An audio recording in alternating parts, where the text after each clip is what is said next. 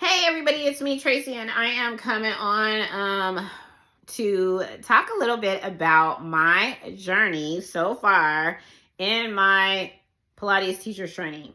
I'm still in it.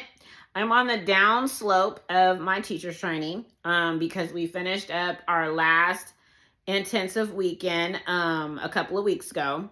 And so now I'm just, working on continuing to practice, continuing to get the exercises in my own body, continuing to teach other bodies and get all my hours in. And then I will test out. And I still have a couple of, online classes that I have to take, for the anatomy stuff. So there's that.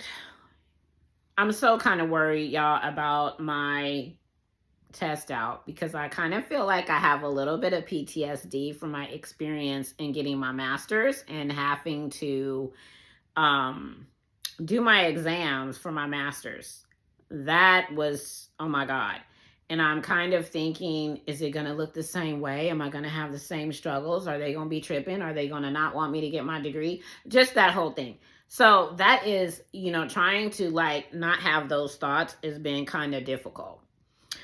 So, but I wanted to tell you guys, I think I had some very unrealistic expectations of what I thought my practice would look like at this point in the game.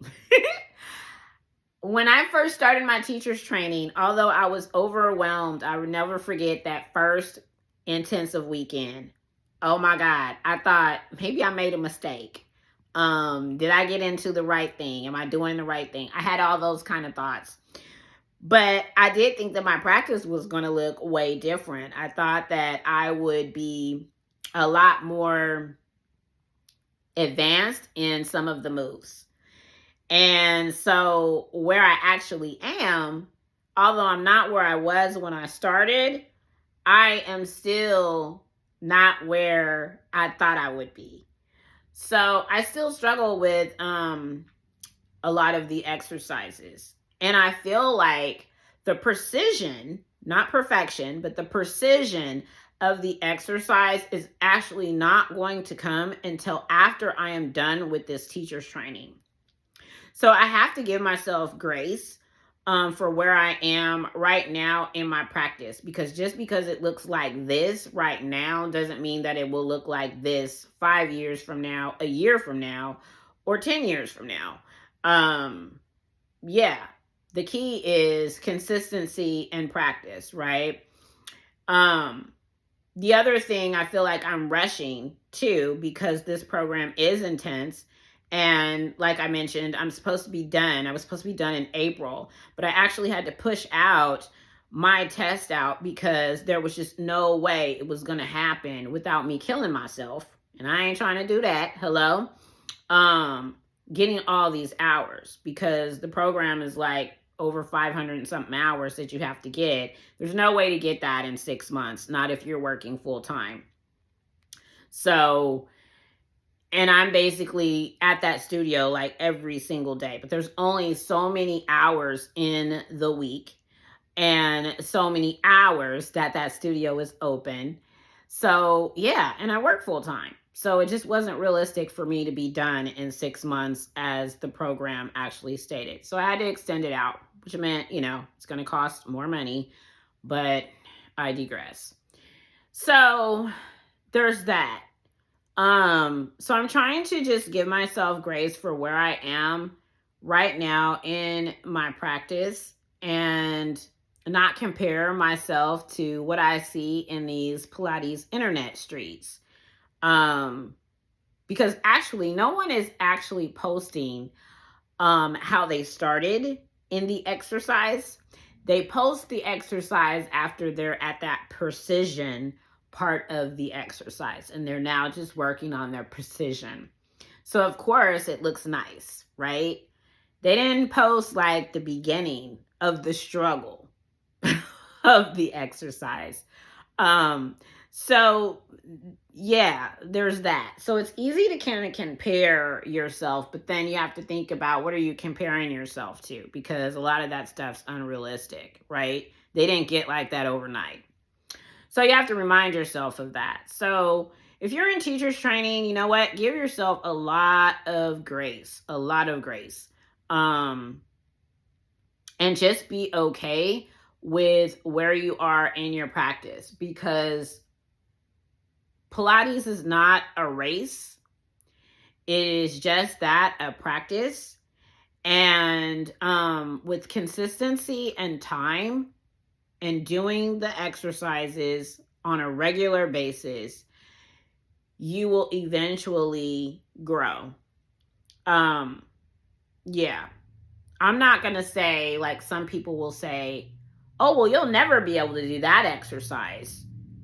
I'm not going to say that, because you really don't know. If I practice, eventually the precision of the exercise will get there. I think also too, I'll have a little bit more freedom, because I feel like I don't have freedom in my teacher's training program as far as modifications go, because modifications are something that really isn't given in my teacher's training program. I would say it's very strict in that aspect. The modifications, or how it is taught, is basically like if you're struggling with, say, the hundreds, even though that's not my struggle, but I'm just going to use that one, a very basic exercise. What spine shape is the 100, right? What muscles are being used in the hundreds? So you're looking at that, right?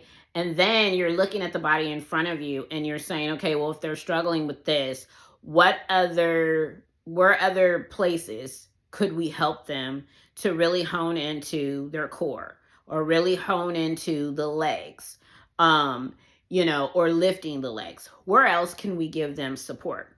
That's kind of like how the modifications happen in my program. Looking at the exercise and then looking at other places in the pieces of equipment that we have. Where else could you work on those muscles to be able to help them to build the strength to be able to do the exercise? Same thing with like teaser, or same thing with rollbacks. Where else could you practice that to help that client? So that's kind of like how modifications are taught. You're looking at like the muscles that are being used and where else in the repertoire of equipment can you practice these exercises to build the strength so that they're better able to do it on the mat. So yeah, there's that. Other than that, like sometimes when you're seeing in some teachers' programs, they have all of this stuff to be able to work up. And I actually see value in that, now that I am at this point or juncture in my own teacher's training, I see a lot of value in it. Because I feel like if you have these small, like little progressions to be able to get up to here, one, there's a lot to be learned that you can learn, versus not having those progressions. And then you have to just keep practicing and practicing and practicing and practicing and practicing. And then it feels like you're never going to get there, right? Because that's how it feels for me sometimes. So, yeah. I saw something the other day watching another teacher, and I was like, and she was doing teaser on the reformer, and I saw how she did a teaser prep on the reformer, and I'm like, wow, that actually seems doable, right? For where I am in my practice. Because teaser on the reformer just ain't happening. Why? Because my teaser on the mat ain't even strong. So how the heck am I going to do it on the reformer? So a lot of times when I get to that portion in the order of the reformer work, I just skip over that exercise. I'm like, I'm not even going to do it unless my mentor is actually saying, okay, Tracy, do teaser. Then I'm looking crazy. But anyway, I have to laugh at myself when I make my own videos, because although I haven't posted them, but I laugh at myself because, yeah, it'd be funny to me watching myself trying to do something that I just cannot do at the moment. So I just want to say, give yourself grace. That's all that we really can do. And celebrate the small wins. It is very encouraging when seasoned teachers come on and post videos or talk about their own struggles as doing these exercises and they're seasoned and how they still struggle, because you don't hear enough of those kind of stories. What we see is a lot of people being able to just do the movement and it looks nice, and yeah, and it's like, wow. But then we're comparing ourselves to the wrong thing, right? One, we shouldn't be comparing ourselves to nobody, right? The only person we need to be looking up to is God himself, not these men, right? Or women. But yeah, be okay and celebrate yourself for the small wins, because you're definitely not where you were yesterday, right? So celebrate that and be okay with where you are in your own practice. So yeah, that's all I have to say. I'm finishing up and I'm on the down slope, and then from there the next journey starts. So yeah, I feel like I have a lot of like little open doors that I need to close. So that's going to be something that I am also going to be doing, closing all of the doors, because Tracy got doors open. I like learning, and so I start stuff sometimes, and sometimes I get all the way to the end and then I don't finish. So I got to stop that habit and like close doors. So I have another door that's open still, that I was on the downslope. I'm actually still on the downslope of that. And I haven't finished or completed the last piece. And so I started it and then stopped because this training became so overwhelming. I just was like too tired to sit for 2 hours and finish up these questions. But anyway, that's another topic. Bottom line is I'm on the downslope of my Pilates teacher's training and it's almost over, and then another door will begin to open. So yeah.